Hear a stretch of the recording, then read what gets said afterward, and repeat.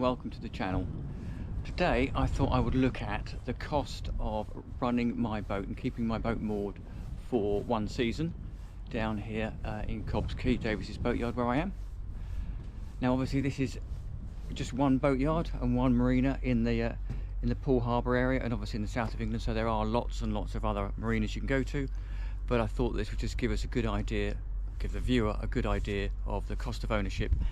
And does my boat fit into that 10% factor of cost of ownership versus purchase price?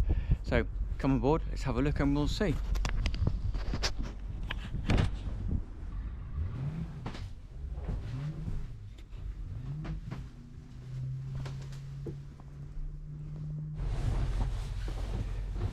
Right, so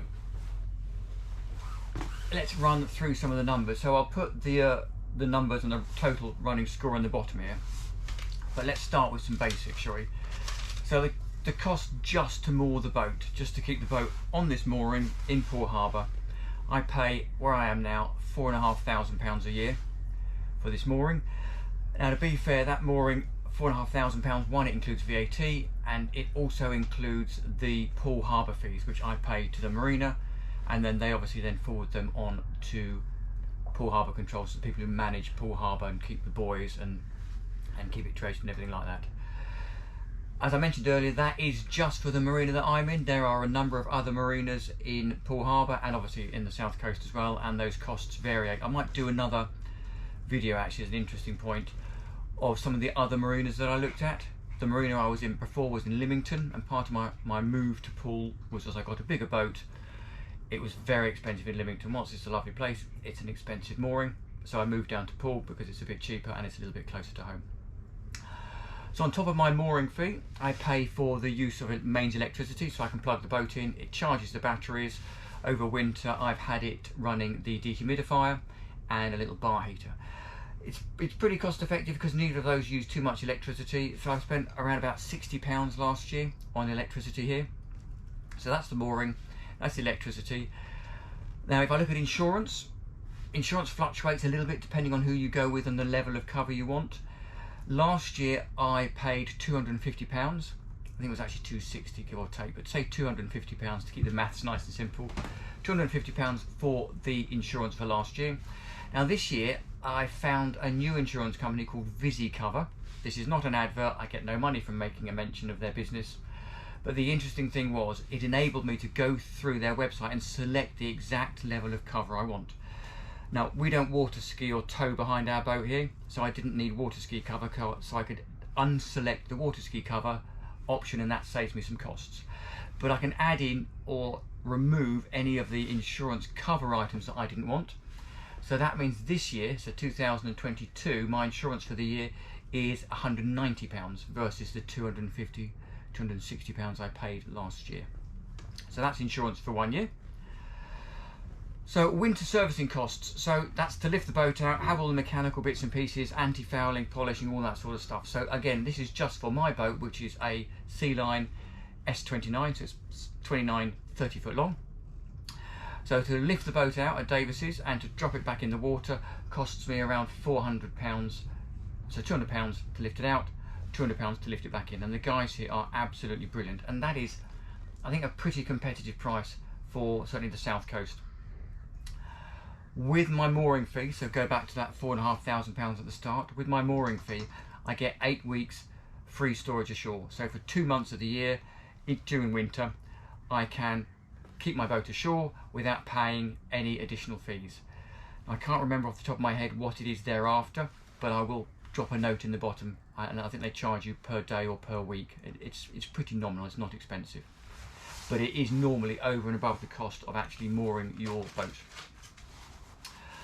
So whilst the boat's out for winter, what does it cost me? Well, I do a lot of the work myself, so anti-fouling as a prime example, I did it myself.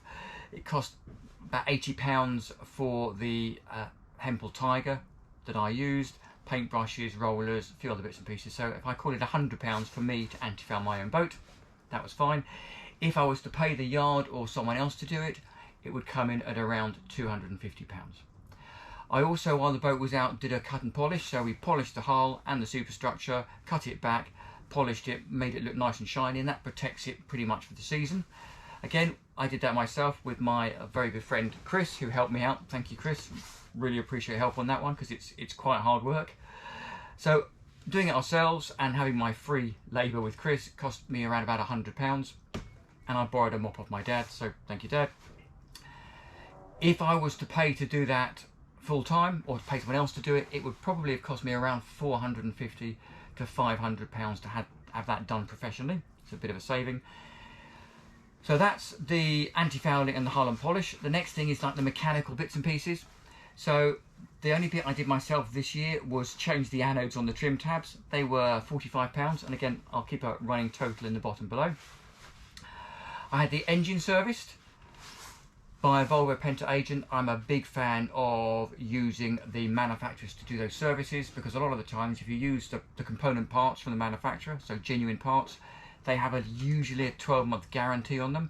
So if something goes wrong between servicing it this year and servicing it next year, I can go back to Volvo Penta and say your component has failed, and they'll normally help you out with that.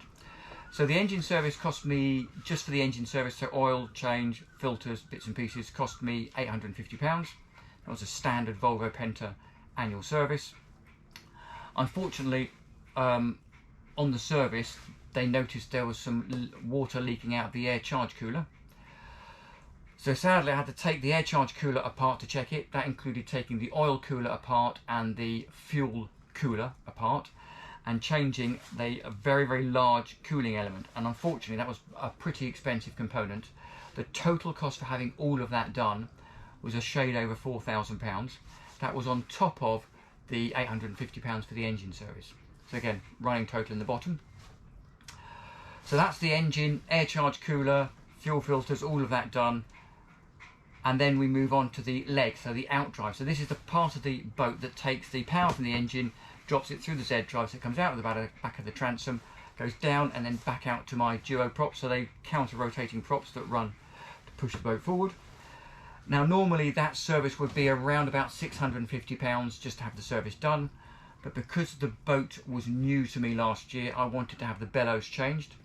So the bellows basically seal the outdrive leg to the boat, and it's a rubber union, if you like. If you get a hole or a leak in that, it does one of two things. It can put seawater into the back of your engine or back of your boat, enough of that and the boat will sink, but more likely it actually leaks seawater into the outdrive leg, and as we all know, moving parts do not like seawater, so you change it every couple of years really, as recommended by Volvo. So I did that on top of the standard £650 service. Also my steering indicator, so it tells me which way the rudders are pointing or the outdrive is pointing, that had broken, and my trim indicator, so the thing that tells me where my leg sits in relation to the angle to the back of the boat, that had broken as well. So I had to have that changed, and that cost me in total, so £650 for the standard service, but with those other items it was £1,100 to have my outdrive serviced. So if I add all of those items up together, the total cost for me personally on this boat for, if you like, a full 12-month period comes in at £11,345. Now I was slightly unlucky with the leg and the engine, but as I say, it's new to me and I chose to pay those additional costs to keep the boat in tip-top condition. If I take the extra cost for the engine out and the extra cost for the leg service out, it takes me to about £6,250. Now that comes in, to be honest with you, pretty much bang on the 10% cost that everyone talks about versus the purchase price of the boat to the running cost. So there you go. Now that was obviously just to keep the boat parked on my mooring. I haven't gone anywhere, so I haven't put any fuel in. I haven't told you about the costs of the upgrades that I've done on the boat. So I hope you've enjoyed the video. I hope it's given you a bit of an understanding about the cost to own and run a boat. I would really, really appreciate it if you could subscribe. So there's a red button in one of the corners, I can't remember which. Please click on that, please like. Any comments or questions, add them to the bottom of this video, and I look forward to seeing you next time. As I mentioned, the next video is probably going to be a quick tour of the boat, showing you some of the upgrades I've carried out over the last 12 months I've owned this boat. So see you next time. Thanks for watching.